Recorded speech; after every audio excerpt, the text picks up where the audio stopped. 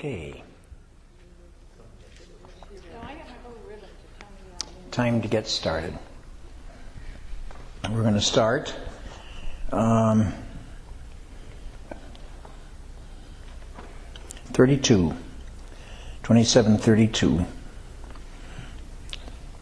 And that's what we have to finish yet till the end of that chapter, verses 32 till 63, looks like. Yeah. No, 66. Yeah. Let's pray. Lord, during this week we are very much aware of the passion that we've been studying. It is the Christian's remembrance of the things that you went through to redeem us from slavery, to save us from death and sin, to carry us with you to an eternal peace. So grant this last study this evening best to prepare us for the services yet to come. Maundy Thursday, Good Friday, and then the vigil Saturday night, when suddenly the day dawns and everything is bright and white and we can celebrate the Eucharist in your new resurrected life. We pray this in your name. Amen.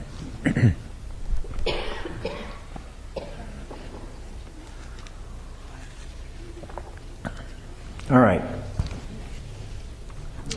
We're in the middle of the sing. The soldiers who mocked him, these are Roman, led him away to crucify him. I'm going to watch to talk to you about every moment of hope that there is in this scene. It's ironical. Not only does Paul talk about the cross as folly to the Gentiles, there's a lot of literature in Jesus' day. Tacitus and others find it just stupid that someone would worship a dead God.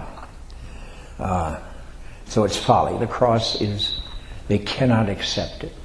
They have pity upon this poor cult who is bound to a God that dies. Well, we know the resurrection is to come, but even in this telling of the suffering, there are a number of places where we can find hope. And not just because we look backward through the resurrection to the suffering, but because it's already laid into the suffering of Jesus. I'll watch for those points to tell you that. So, as they went out, they came upon a man from Cyrene named Simon, or Simeon. Same name, by the way, as Peter, Simon Peter. And they compelled this man to carry his cross. Number of things. This really does show once again how separated Jesus was from all of his people. Not a disciple was there to carry that cross. It was a stranger altogether and a foreigner. Cyrene is about where Libya is today. Gaddafi. And I've imagined him, and this is possible, when I wrote this book, a novel on Paul, I imagined Simon to be a black man. As certainly was possible, although in northern Africa, especially along the pre-Saharan part, they were lighter skinned, which means that we can't consider Moses a black African since he was of the Jewish line that was there. Anyway, I think of this man, Simon, therefore, as a complete foreigner who was forced to carry the patibulum that Jesus was supposed to carry, and that was common. The criminal was to carry his own. Now let's be very careful. But say this first. The cross was a post fixed deep in the ground. They didn't come out. They were already there. And they were almost always along a highway, so that they would make a threat to anybody who might do something wrong enough to be hung on a cross. What the criminal carried was what you call the patibulum. It's this beam that goes across the post. So the post likely had a stout peg sticking out, or the beam itself did, so that when the cross was dropped on it, you can imagine.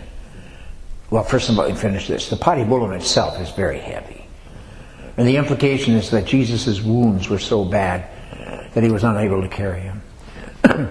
If you look at what I think is a wonderful thing to be aware of, the Stations of the Cross, which Roman churches have, almost every church has a series of the 14 stations, which offer you meditation on each of the steps of Jesus' going to his suffering and his death. Now, very often what they'll have is the whole cross on Jesus' back, and it goes down. I think the Oberammergau German retelling of the Passion does that. I've known churches that when they put the Passion on, they did that. Historically, though, they wouldn't plant the post in the ground there, and they wouldn't have planted the post with the beam already on it, because these were used over and over. And Jesus, this is part of the common contempt that Jesus dealt with like any other thief or robber, which means he's put on the same post where other people have bled before him and fouled themselves before him.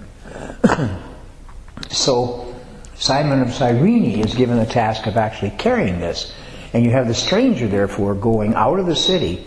Certainly he was crucified outside of the city, and we call it the Via Dolorosa now, the Way of Sorrows, but somewhere where there was a gate, and there was common passage to the gate into the city. But we generally think of him as north of that gate. Once again, the northwest side of the city looked something like this.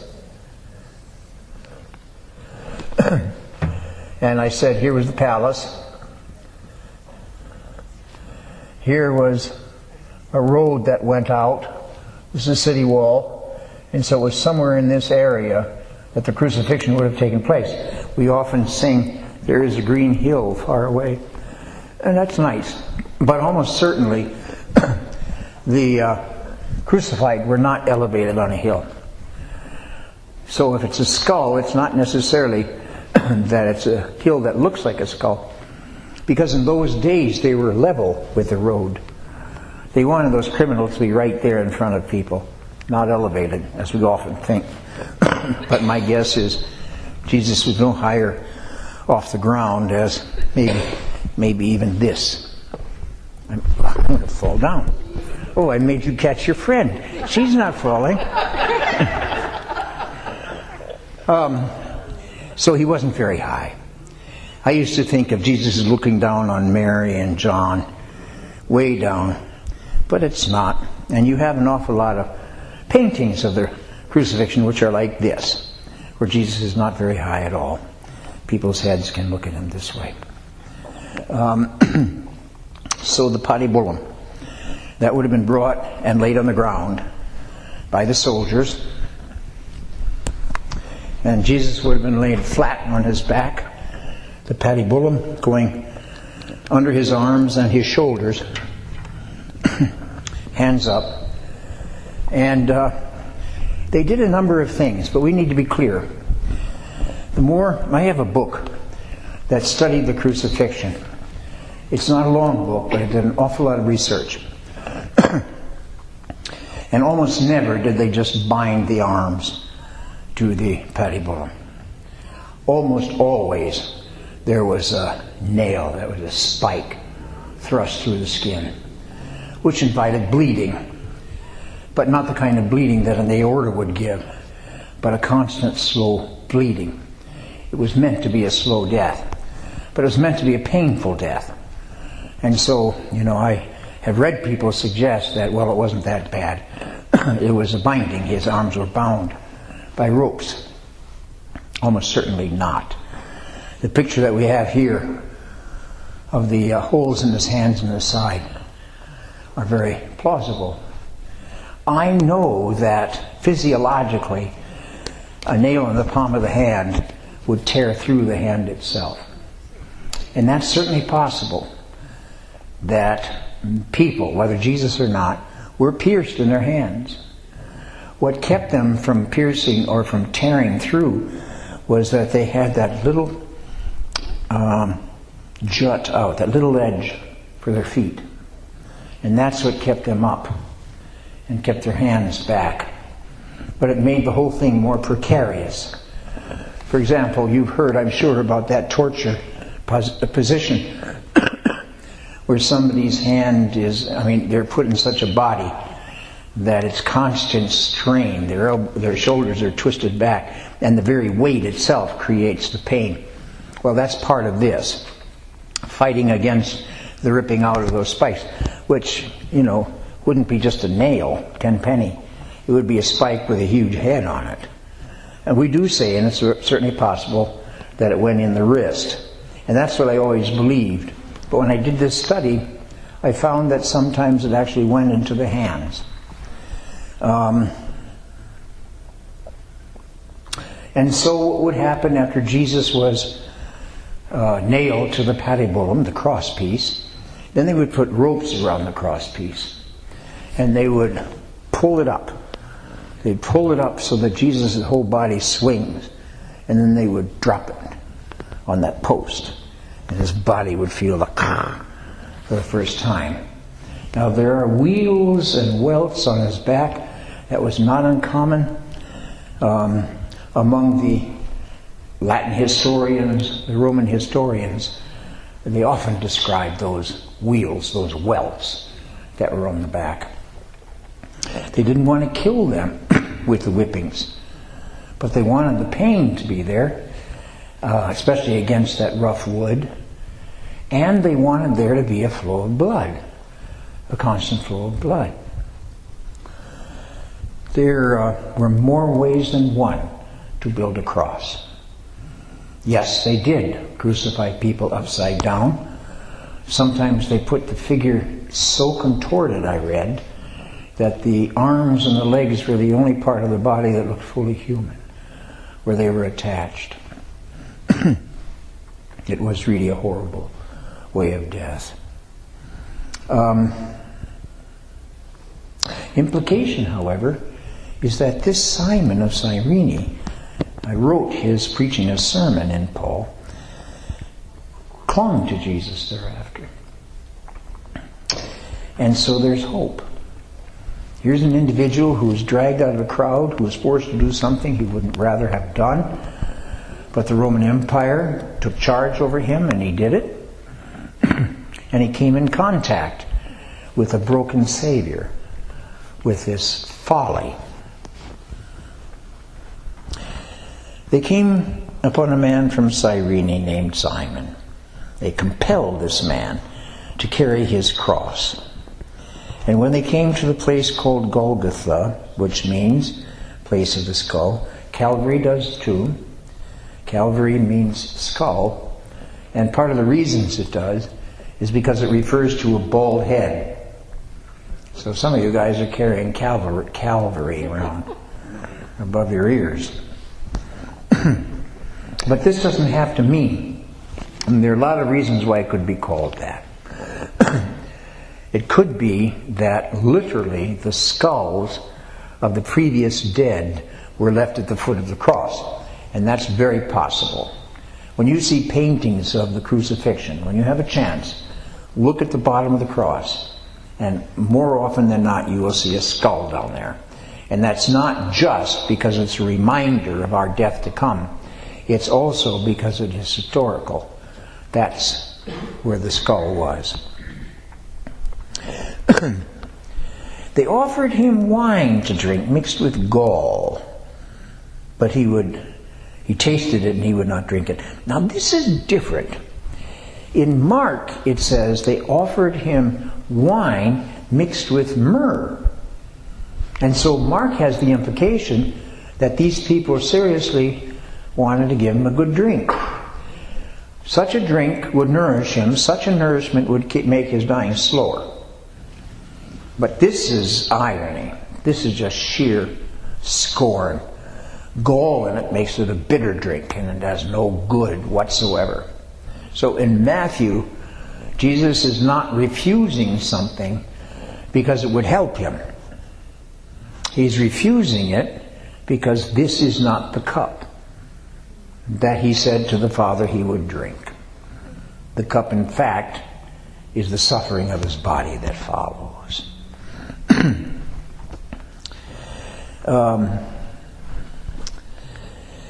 Verse 35.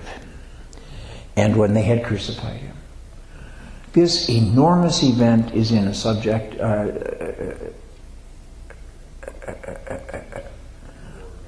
what? Subordinate clause. Thank you very much. It's not even a main sentence. As horrible as it is tossed off. And that is its own quality of scorn. When they crucified him, they, the soldiers, divided his clothes among themselves by casting lots.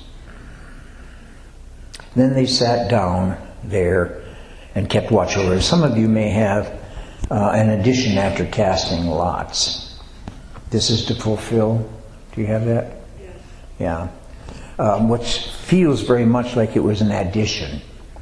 This is to fulfill Psalm 22. And one of the reasons why you'll find constant reference to Psalm 22 here is, in fact, another ray of hope. But the Christians saw that Psalm 22 essentially was the pattern, established the chapters of what was going on right then between Jesus and his suffering and those who were tormenting him. Psalm 22 is absolutely crucial. And all the way through, not just when he says, Eli, Eli, lama sabachthani, which is the first line of that psalm. My God, why have you forsaken me? All right. Then they sat down there and kept watch over him. Matthew is remembering. Does anybody want to say he didn't die? Well, we have witnesses. And there's more than one witness, so it fits everything. And these witnesses are Roman. They're Gentiles. They don't have anything really to do with this, but they know he died. Over his head they put the charge against him, which read, "This is Jesus, the King of the Jews." I like what Matthew is doing. Once again, the charge can simply be, this is what he did. He said he was King of the Jews. And that's what it says in another place in Mark. He said he was King of the Jews. That's a charge. But to say this is the King of the Jews is more than a charge. It's implying truth. Now nobody who mocks him would think that. They would think, in fact, that this is, whoever did it, Pontius Pilate's real joke. And in fact, is it in John where it said it is, and they went to Pilate and they said, you should write, he said he is King of the Jews. And Pilate says, what I have written, I have written. And so it stays. So, then 2 bandits were crucified with him, one on his right and one on his left. And now we're going to see the 3 different groups of people who mock him. Here there is not. It's in Luke that one of the bandits asks Jesus to remember him when he comes into his kingdom. Not in Matthew. And there's slightly different meanings here. In Matthew is saying nobody, absolutely nobody, was with Jesus in this hour. There wasn't even a bandit who liked him. Nobody. And these bandits, well, they could very well be highwaymen who stole from people who were traveling from city to city. There were enough of those. Some people suggest that they were the zealots, although we're not sure of that.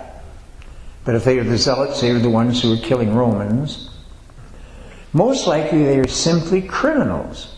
Their lives were criminal. And this is a mockery for Jesus Because his charge is that he said he was king of the Jews. He was no thief. He was no liar. He didn't rob people. He didn't waylay them on the highway.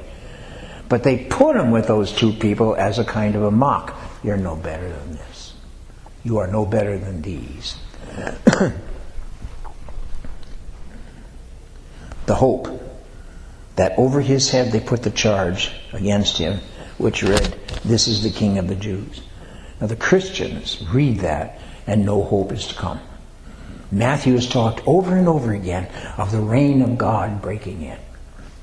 That the King of the world will be the Christ, the Son of God. They hear that, they read that, there's hope. Now you get three groups that mock him. And you cannot say that this was water off Jesus' back. In a community like this, in a close community, mockery was just horrible. I saw a TV thing last night. Oh yeah, Blue Blood. And it turned out different from this. But when someone in high school puts a picture on the email and all the students get to look at that picture, and it's a picture of a child, a girl, a classmate naked or in some compromising position, or you have read, I believe, about this roommate who took a picture of his roommate in a homosexual act with somebody else and it forced the guy to commit suicide. Now we're getting closer to the scorn. Now we're getting closer to how powerful scorn is for people. Shame is considered almost the worst thing that people in this age could suffer. Honor was the opposite. Good reputation, the opposite. Shame could kill you. And so these mockeries are not to be taken lightly. And you'll see the separations that Jesus has. So the first, it's the mob. It's the people walking by the street. Going out to sell their vegetables, coming back with sticks for the fire, riding their donkeys, walking.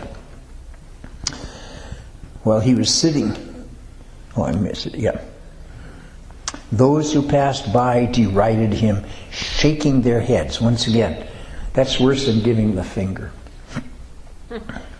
It's worse than other gestures you can do with your hands. Much worse. And saying, "You who would destroy the temple and build it in 3 days." So it's remembered. Therefore, it's almost certain that Jesus did say this, since it comes up here.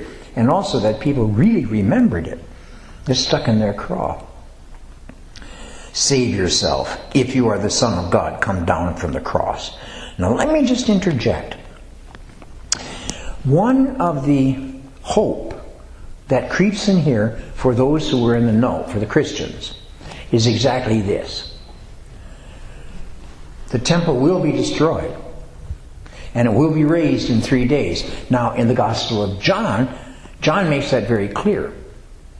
By what authority, they say to Jesus after he's cleansed the temple, by what authority do you do this? And he says, by this authority.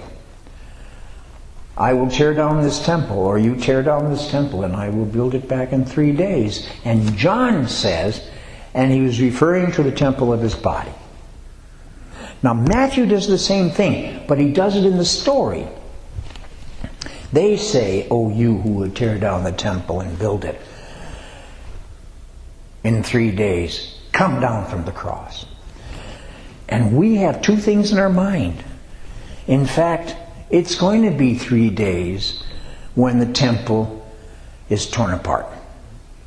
We know it's the 3 days of Christ's death. But they could see it if they cared. It's in the tearing of the veil in the temple. That veil covered the holiest place, the Debir. That place was absolutely black. And the presumption was that that's where God dwelt among the people, in that black cube. Well, when the temple is torn, the veil is torn, it says, look, God has absconded. He's gone. Your temple is hollow. So we see that. And we hear hope. It also, I have no doubt, refers to the destruction of the temple that will come 40 years later, in 70 A.D., when it really is torn apart. So you see, harsh things, bad suffering for Jesus, the worst of sufferings, and yet there creep in here hope for the faithful. So, there we have the mobs. In the same way, here's the third, the Sanhedrin. Amazing that they're here. They don't generally do this. But it's clear that in their minds, they're really finally satisfied to get this sucker on the cross and dead. This is really an outrageous individual, and they pride themselves that they made it work. And so they come along and they add their mockery. And these are supposed to be the honorable ones. These are the ones who have the knowledge and the wisdom to which other people come. These are the ones who study Scripture. In the same way, the chief priests, also along with the scribes who studied Scripture, and the elders who made up the Sanhedrin, were mocking him and saying so. See how much these people really listened to. But to them, it was always twisted and misunderstood. He saved others. He cannot save himself. That might have a number of references. You'll remember the widow whose son at Nain was already on his bier, and they were carrying him to the seminary, and Jesus raised him. It's in John that he raises Lazarus from the dead. We don't have that in here. We do in here have Jairus' daughter, 12 years old. So they are aware of these things. And of course, when they say, let him save himself, what they're saying is, yeah, that was all magic. That was all smoke and mirrors. If you can't do it now, you didn't do it before. But of course, these are the priests. These are the elders who know the Bible. In a minute, they're going to say, he's calling Elijah. We know, they knew, the Christians knew, if they remembered, and certainly did these Sanhedrin people, that Elijah did save a boy from the death. When it was Israel, under King Ahab, there was a terrible drought for 3 years. You'll remember that Elijah was fed at a brook, and that ravens brought him food. When the brook dried up, God sent him north to where there was a foreign woman with one child. He said, feed me. She said, I have these sticks, I have a little water, and I have a small cruse of oil, little flour and a small cruse of oil. And all I can bake is this smiley, and we're going to eat this, and we're going to die. Elijah says to her, make a meal for me, and you will see what God can do. What happens, of course, is that when she uses the oil and the flour and the sticks to make a fire, there's more left. The cruse has more oil in it. There's more flour in the bin. And more sticks to burn it. And so it goes. That's how Elijah is served by foreigners, Simon of Cyrene, and lives. But in that story, her boy dies. And she begins to wail. And she's really angry at both Elijah and Elijah's God, that she would lose her son. You notice, she's gone from they die together to I don't want him to die without me, or die at all. Well, Elijah carries the son into an upper room, and he stretches himself over the boy's dead body, and he prays, and the boy is raised. So when they talk about he saved others, they may be thinking of Elijah and making Jesus the scorn, that they have a prophet who did it and this man absolutely could not do it. But the joke is on them in just a little bit. Okay. He is the King of Israel, says the Sanhedrin. Let him come down from the cross now, and we will believe in him. Trusts in God, let God deliver him now, if he wants to, because he said, I am God's son. They have the words right. Jesus said that. And they find it blasphemy. So it isn't just a mark, it's hatred. It's the hatred of those who think they're righteous, and sometimes that's the worst hatred of all. From the righteous, because there is no pity mixed with that hatred. Hatred that he would make himself the Son of God. And third, the bandits who were crucified with him also taunted him in the same way. Broken off. All right, it's in Mark that Jesus is crucified at the 3rd hour and dies at the 6th. The 9th. We call 3rd hour 9 in the morning. But it's really slippery. Because in those days they didn't have clocks. They divided the day generally into portions. And so the 3rd hour was a certain period of time after sunrise. Generally 9 o'clock, but that's generally. And the 3rd hour was at around noon, which meant the zenith of the sun. Whether it was actually 12 noon or not, they didn't care, and we don't know. And he died at the 6th hour, which again is a sliding thing, so we don't know if he was on the cross exactly 6 hours. But it's a way of dividing the time. 2 are equal. Crucifixion, equal division, death. We'll find out what happens at 12. And you see more and more what's going on with Christ. Verse 45. From noon on, darkness came over the whole land until 3 in the afternoon. This is interesting, the whole land. Ha'eretz is translated land, meaning earth, ground. Is translated land, meaning Israel. Israel's land, where they dwell. And it's translated the land of the created earth. So we have a question. When the darkness comes at noon over all things, was it just over the land around Jerusalem? I know we often think that. At least I did. Or is it over the whole land of Israel? Or is the entire world secluded in darkness? Now, my guess is that if it had been that, historically, we would have found some evidence in it, in writings from the times, because they were very, very alert to and fearful of omens. That would have been an omen.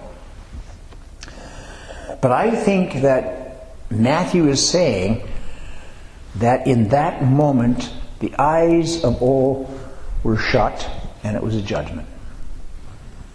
And that means the earth. Why do I say that? I could ask you all, when did such a darkness happen in the Old Testament, and what did it mean? Louder? Jericho. Before Jericho. Moses when? When he's taking the Israelites out of Egypt. Yes. The second last plague was darkness so dark you could not see your hand in front of you. Darkness so dark that it felt like a pressure on your body. And then, of course, it overwhelmed the enemies of Israel. It almost made Pharaoh change his mind. But the 10th plague was the killing of the oldest, and that did it. I think there's a reference here. Matthew more and more shows how aware he is of the Exodus. And he often compares Jesus to Moses. So I think what we have here is the benighting of the world. And once again, a declaration of the end to come. what will be. And the hope. Always in these terrible things there's hope. And the hope is this, that when God put darkness over the whole land, nevertheless, Israel didn't suffer it, and Israel came out of it. The land of Goshen was often saved, where they had holed up. Hope. That's why I think that Matthew is thinking of the benighting of all the people. Literally, the benighting of all the people. I remember I have written this, and I wrote it about a small cloud coming out of the west and getting bigger and bigger. And I'd probably do that the same, because what I think Matthew is doing is making a profound theological statement. Jesus is Moses. And it was under God's instruction of Moses that things went dark. At about 3 o'clock, this is the only thing Jesus says in Matthew. Jesus cried with a loud voice. Now in Mark, they say, Eloi, Eloi. Matthew is a bit closer. Mark is using Aramaic, I believe. And I think that Matthew is using the closer to the Hebrew. Eli, Eli, lema sabachthani. First line from Psalm 22, my God, why have you forsaken me? And that really is a cry of dereliction. This is almost the worst of Christ's death. Now God promises that when we go through the fire, this is in Isaiah 43, when we go through the rivers will not overwhelm us, and the fire shall not consume us, because I am with you. So then, we will approach these things, but God in the servant, in Jesus, will be with us. Eli, Eli, lama sabachthani. Jesus is all alone. He goes through this terrible water of last baptism, and it overwhelms him. He goes through the fire and it consumes him. He is all alone. Yet, Christians listening to this, I told you, if you read Psalm 22 from the beginning till the end, you got a whole lot of trouble in the beginning. The bulls like Bashan surround me. My tongue is dry. It cleaves to the roof of my mouth like clay. All bad things. But you, O Lord. And the psalmist moves to triumph. And in a sense, that's behind what Jesus says here. No, he's not there yet. But he will be there. There who round him are not there yet. But they will be there. And so will we, through the Christ who died. His being separated from God, that was especially in our place. This is the death we will never have to die. Separation from God. And I've said this at Christ several times, but I always think of my awakening after my death as the creating Word of God, the shepherd who knows the sheep by name, the one who called Peter and changed Peter from Simon to a rock, the one who said, Lazarus come forth, using his name. That one is going to call my name, and I will be recreated. That's what I see in this psalm. It ultimately embraces me.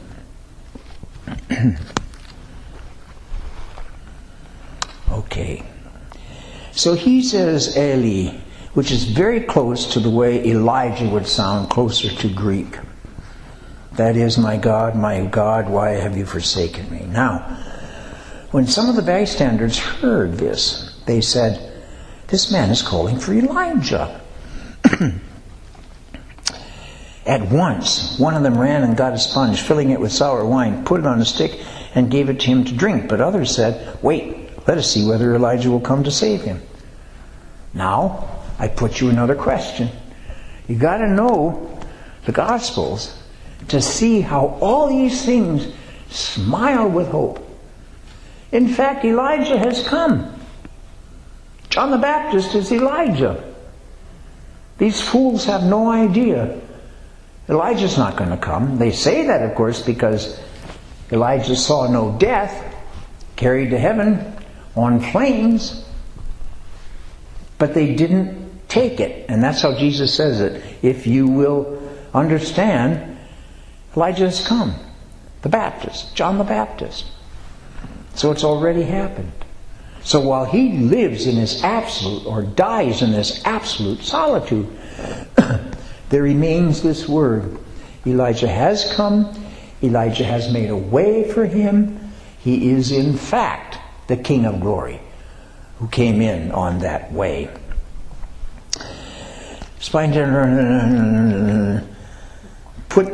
Ran and got a sponge and filled it with sour wine, vinegar, to drink, which could have had an effect, a little dozy effect. And I guess when you're dying and your tongue is stuck to the roof of your mouth, vinegar is not going to make you wince. Wait, let's see whether Elijah will come to save him. And then it comes. Jesus cried out again with a loud voice and breathed his last. That loud voice. It's a wonderful thing. In Greek, it's phone megale. Voice very loud. Or megaphone. Same word, switched. This is the cry that a soldier howled on a battlefield once they had won the victory. It's a powerful roar. It's a declaration of victory. And so it's at this moment that things were made right. And how do we know? Well, listen to the words that Matthew uses for his death. Then Jesus cried again with a loud voice and breathed his last. That's one translation. I like better the translation, and gave up his spirit. Used to be and gave up his ghost. I like spirit though, because this is what he has promised to the disciples. I will send my spirit among you. So it doesn't just mean he breathes his last, as it's written here. It means that he is keeping his promise and now goes out to all of those around, those of who will believe the Spirit of God through him. Hope. In the very moment of his dying goes forth this Spirit, his breath, his wind.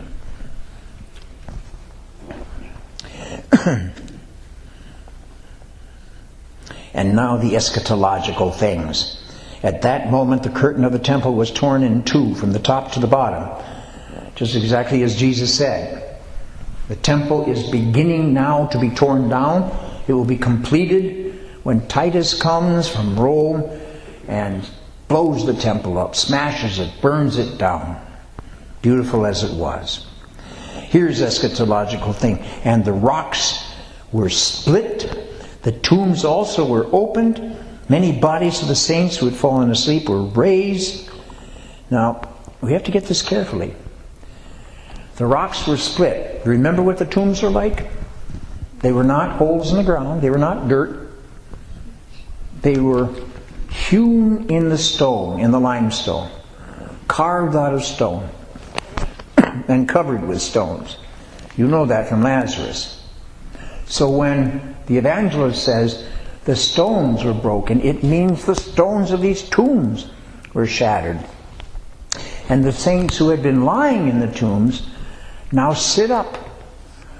There's not much implication of what follows that. Let me read it through. Tombs are also open. Many bodies of the saints who had fallen asleep were raised. His resurrection. After his resurrection, notice this, they stay in their tombs 3 days too. They don't come out right away. So whose is the most important resurrection? It's Jesus's. The disciples can't wonder and say, oh, marvelous, look, here's Mrs. McGillicuddy. Now we know she was a saint. But what they know is that the most important resurrection is Jesus's, and then after that, these saints wander. This is the eschaton again. All of this has to do with the apocalypse, the end of things. These are the precursors of the end of things where there is hope for us. For we die in baptism into Christ, we are raised with Christ from the dead. So as horrible as this looks, and I know that there have been a lot of stories based upon Matthew where they go after the worst thing happening to Jesus. And they should. But that shouldn't be the only thing. How often haven't you heard the story told about Jesus' suffering when the main thing asked of you was guilt and pity? Oh, we are so bad. I put that stripe on Jesus. Pity. Oh, how could he have hurt so much? The Passion of the Lord. What was this movie Gibson made? Passion of Christ. And so much had to do with his flagellum. How he was whipped and whipped and whipped. And the idea in that was simply, this is the most horrible thing that can happen. Well, go for it. But the Christian watching will have these flashes of hope. And in some of these stories, nobody even thinks about hope. That they're there. They think merely of how dreadful for Jesus, how dreadful are we to have done it to Jesus, or how bad the Romans, or how bad the Jews. This is for the believers, not for them. Oh, and we need to say, when the Jews say, His blood be upon us and our children, that's where it stops. Us and our children. It doesn't say on the generations after us. But Christians have misread this when anti-Semitism was. And they use this as a good reason to make the Jews suffer as Christ killers. No, Mark is really clear. Matthew is really clear. It's their children. And then the generations that follow are not tainted. For these are parents who put it upon their children. After his resurrection, they came out of the tombs and re-entered the city and appeared to many.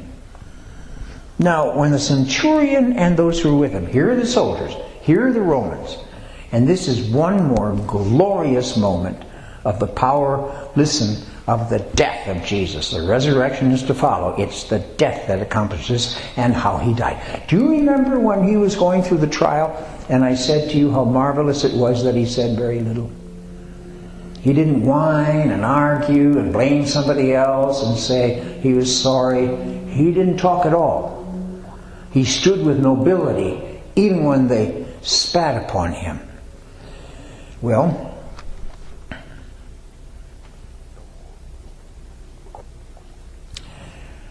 the soldiers finally are turned. Not then, but now. They were not turned when he didn't talk in Caiaphas' house. They were not turned when he didn't talk before Pontius Pilate. But there was a nobility about the death. And he did not scream. So what? So what about these Gentiles? Now, verse 54. When the centurion and those who were with him who were keeping watch over Jesus, saw the earthquake and what took place, they were terrified, and they said, truly, this man was God's Son. Hope. It's all covered with blood. It all looks terrible. But you have this strobe light, little hope. Hope. Hope. 55. Now remember, Matthew has the soldiers watching the grave, and it shall be proof that he died. We'll see that in the next chapter. Now the women are watching. Proof not only that he died, but where he died. They've been at afar. Many women were also there. Matthew doesn't give us the number. He touches upon 3. Looking on from a distance, they had followed Jesus from Galilee. That is to say, only when he started south. They were not necessarily disciples of his when he was preaching in Galilee, but when he turned south and began this pilgrimage, they came with him and had provided for him. Among them were Mary Magdalene, Mary the mother of James and Joseph, and the mother of the sons of Zebedee, James and John. When the evening came, you know that the day starts at sunset. And it was a most important Jewish custom. It was a custom of profound honor to bury a body before the new day. It should be underground. Now the soldiers, the Roman soldiers, and even other Jews, left bodies hanging on the gibbet until the skin was plucked from them, the birds plucked the eyes out, because this was supposed to be both entertainment and a caution. But there are people here who will honor the body of Jesus. 2 people. We hear more about them in John 57. When it was evening, there came a rich man from Arimathea named Joseph, who was also a disciple of Jesus. Not one of the 12. You notice the 12 are not here to help bury him. They weren't there as Matthew saw it near the cross. He went to Pilate and asked for the body of Jesus. Pilate ordered it to be given to him, so Joseph took the body and wrapped it in a clean linen cloth. Reminds me, although it's in Luke, of the swaddling clothes of the infant. And laid it in his own new tomb, which he had hewn in rock, very personal to him, and not hidden. This is not a potter's field. There would be a clear name on it. People would know where it was. Joseph is granting him an honor before himself, however rich he was. He then rolled a great stone to the door of the tomb and went away. Mary Magdalene and the other Mary were there, sitting opposite the tomb. And then we have this final word.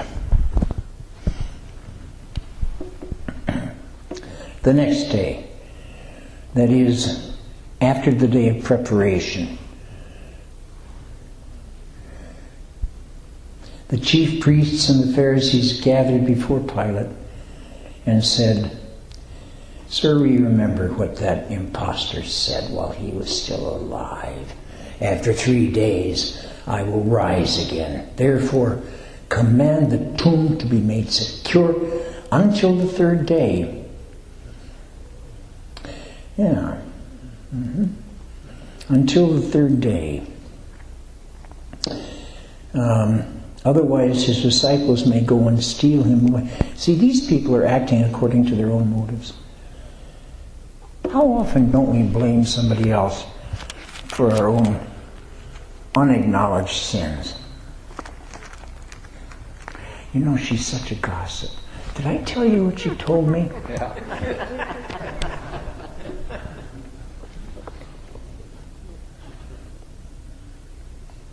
You see how he works out and pops his muscles?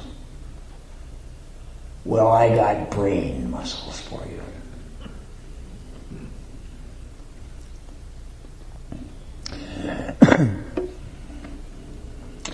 The next day, I read through all that.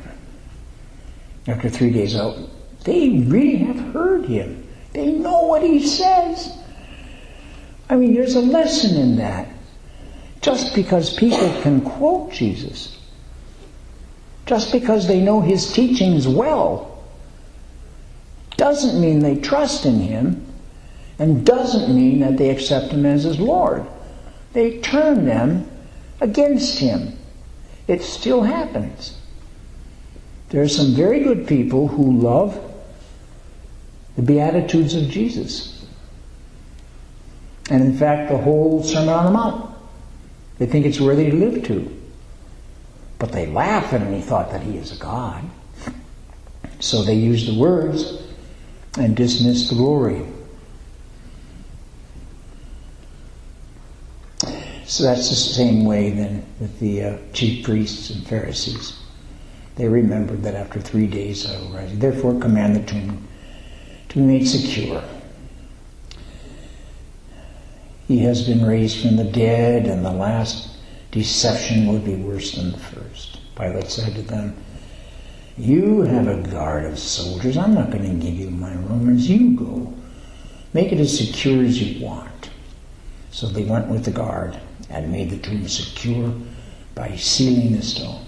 I used to think that meant putting something like caulking on it. But it simply meant wax. That there would be wax set between the stone and the frame, and a seal, this is why it's called sealing. A seal would be put in it, and very likely the seal of Pontius Pilate. So it had been sealed in his name. We did it. We did it.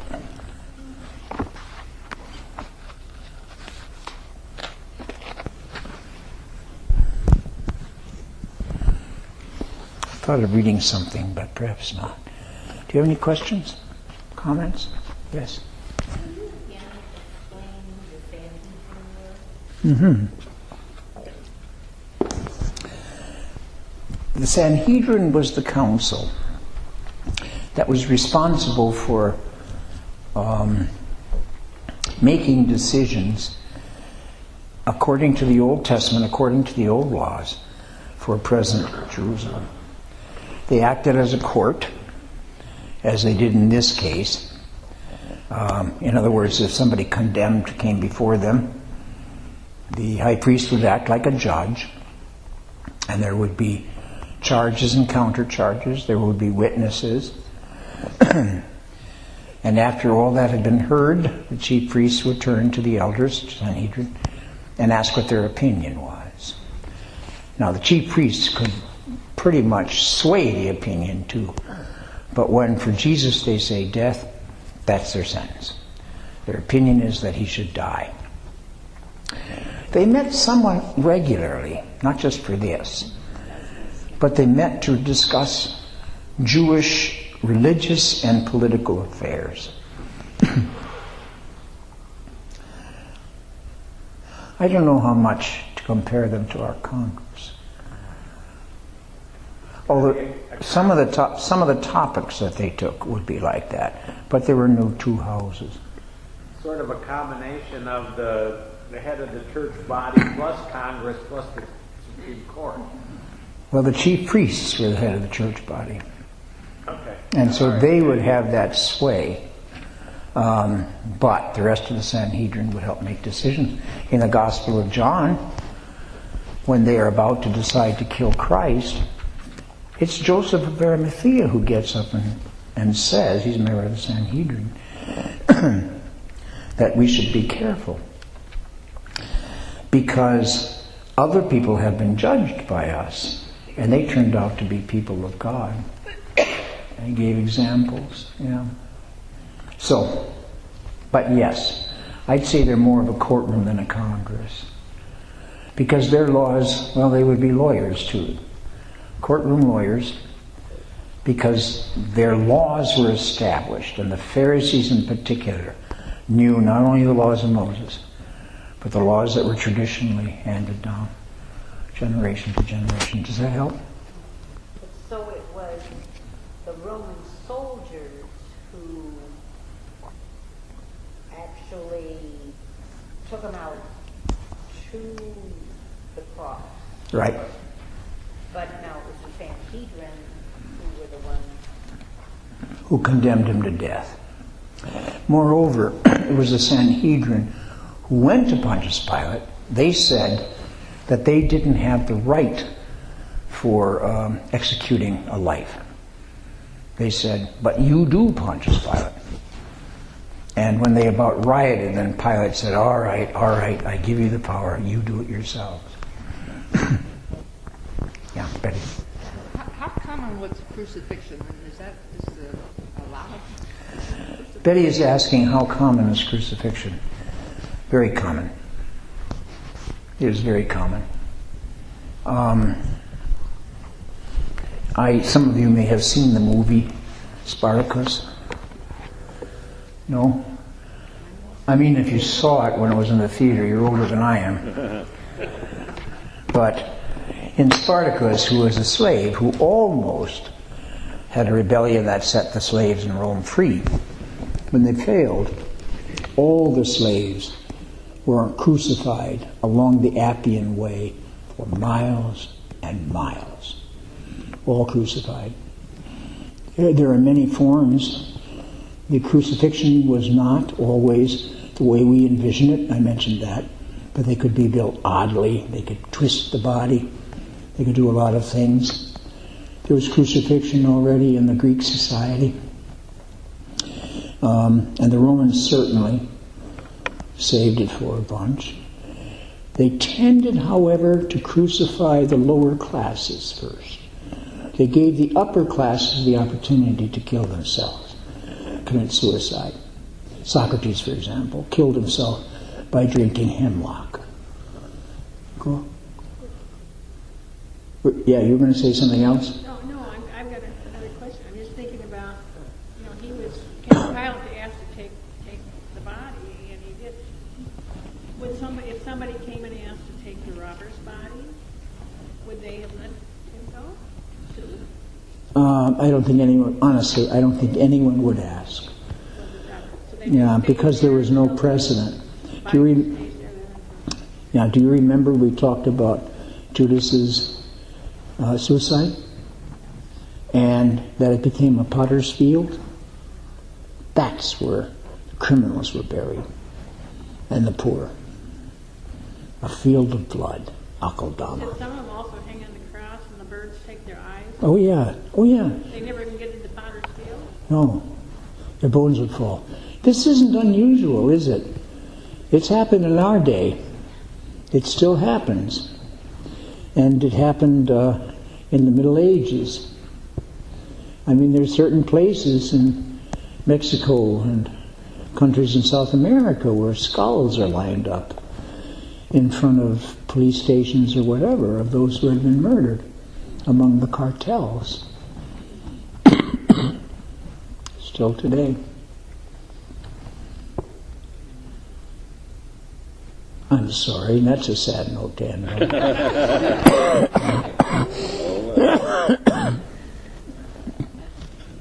Yes.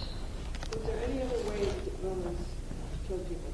Did they just use crucifixion? Yeah, it was common when they killed somebody who was at a noble station or in the military to cut their heads off.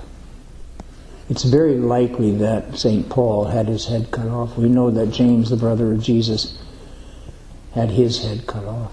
That was very common with a sword. And then, as I told you, the other is that they were, especially if they were very important, they were granted the option of poison. And the poison wasn't bad. We have a description from Socrates, actually from Plato, who described what Socrates said while he was dying. And he talked about the coldness creeping up his legs. He talked about it when it got to his trunk. Closed his eyes, and they all thought he was sleeping. Opened his eyes and said to one of his disciples, I owe so-and-so a debt. Will you pay it? Closed his eyes and died. So that even when the noble people were given the option to die, was it a show in the same way that the crucifixion was a show, or were they being more dignified? It was more dignified. They had their loved ones with them or something? Yeah, they could. In fact, very often a wife or a spouse or a child chose to die with them. It was more common in those days. Suicide was much more common. And many, many people, when they got into political roles or government or whatever, often thought that's how they might end. There's another way that suicide took place, and that's literally to fall on your sword. It's a phrase that we use now. I will not fall on my sword for this. And it's literal. Saul did this in the Old Testament, but people continue to do it in the Roman army. You put your sword on the ground and you fall on it. So it thrusts through your body. It's a horrible world. But hope. Did you put your hand up? I really meant that. It's almost as if what we have is a ball with a candlelight on the inside. And the ball looks like ball and chain. But there are these little holes. And the rays of light are coming out. And of course what happens this coming Sunday is the ball is opened up altogether. And all there is light. All there is light. So this, I had hoped, was a kind of a preparation, honestly, for the experience of the Easter resurrection to come. Are we meeting next Monday? Let's take it off. Let's take that Monday off. And then meet the one after that. Thank you for making me think. Yeah. And then when we meet after that, we'll start with Philippians. Yeah. Yeah. I'll be grateful for a break. All right. Let's close with the Lord's Prayer. Our Father, who art in heaven, hallowed be thy name. Thy kingdom come. Thy will be done on earth as it is in heaven. Give us this day our daily bread, as we forgive those who trespass against us. Lead us not into temptation, but deliver us from evil. For thine is the kingdom, the power, and the glory forever and ever. Amen. The grace of our Lord Jesus Christ and the love of God and the communion of the Holy Spirit be with you all. And let the people say, Amen.